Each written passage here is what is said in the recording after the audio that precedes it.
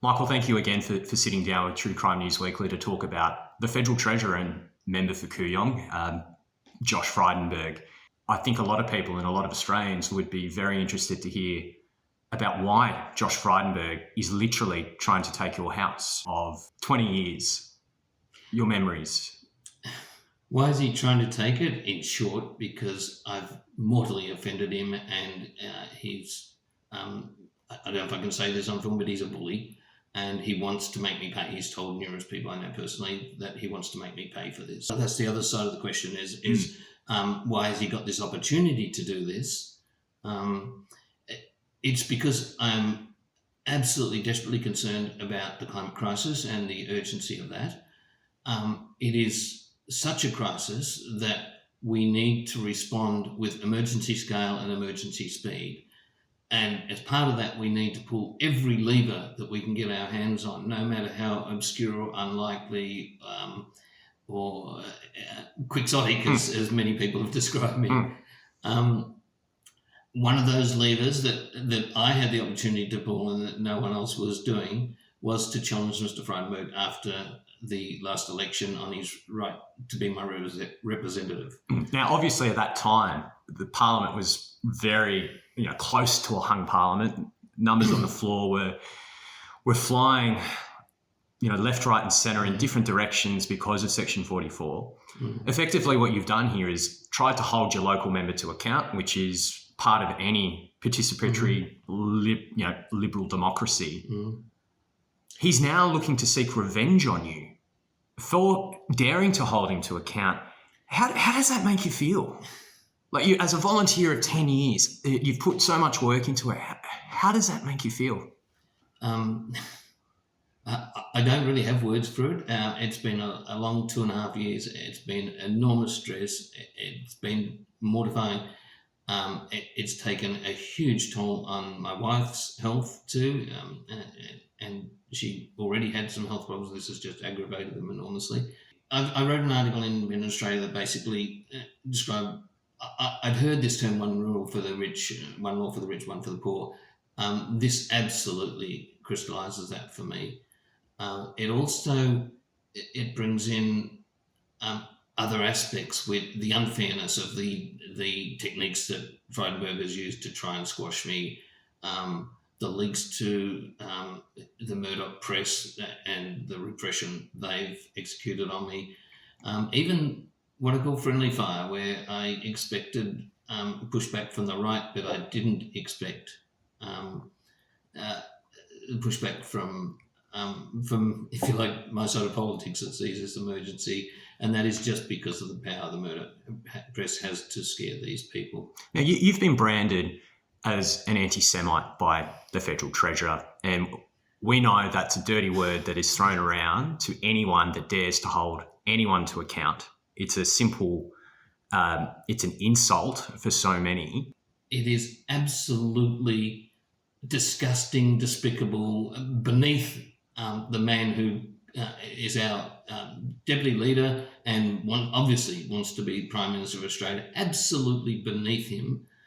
And yet it's been frighteningly successful. He has managed to brand me as an anti-Semite, Holocaust denier. He's had 3 people get up in Parliament and reel off his words, trying to associate me with Holocaust deniers who I've never met, never spoken to, never communicated with. But the way they've done it in Parliament, everyone now believes I'm an anti-Semite. I've been out petitioning in the streets and get accused of that. I didn't even actually really realise that Frydenberg was of the Jewish faith. That I don't give a damn what religion people are. I care about leaving behind a habitable planet for our children. And that man, as both Energy and Environment Minister, had prime opportunity to act in Australia on that, kept telling us as when we visited him with Lighter Footprints that he was acting on this and was in fact lying and doing exactly the opposite. He was fostering fossil fuels, he was blocking emission standards in Australia and so on. And yet it was deceitful and lacking in integrity on his part.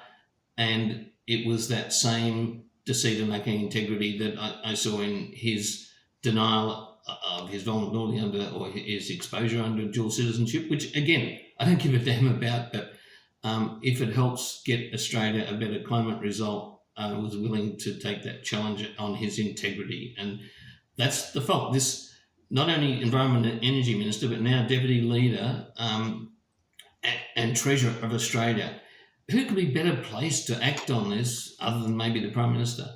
And he is betraying us. I think this is a betrayal to the extent of traitorism. I would call this traitor, betraying Australia to that extent. My final question, and thank you again so much for sitting down and allowing us to hear your story. And the Federal Treasurer, he has prime ministerial ambitions. He might be the opposition leader on Monday morning, should the polls be correct. He could still be the Treasurer. He's going to get back in. He could still be the member for Kooyong. What do you say to the voters of Kooyong and to every other Australian about Josh Frydenberg's actions in trying to destroy your life because you dared hold him to account? Words for me, I do not know what to say to that. And in many ways, I think it's pointless because the people that have faith in him believe his lies, and I'm not going to be able to change that. Those that have already seen through to who he really is, I can give you so many stories of good people that have gone to talk to him about issues, and as soon as they say something he doesn't like, he says, "You're an anti-Semite," and they will physically recoil with the reaction to that. And so he'll back off. But then you find out over the next couple of weeks, he's calling those around them, their work and so on, and spreading this story. There are two sides to this man. There is a Jekyll and Hyde. He loves this hail fellow well met. We get these flyers from him with 40 pictures of him smiling and doing good things at old people's clubs and so on. But the real Frydenberg is an absolute bully and only out for himself. He said it himself in one of the press conferences recently. You want to kick the government, but don't cost me my seat. I want my job. That's who he is. You can't get any more self-serving than that. Michael, thank you so much for your time. Thank you.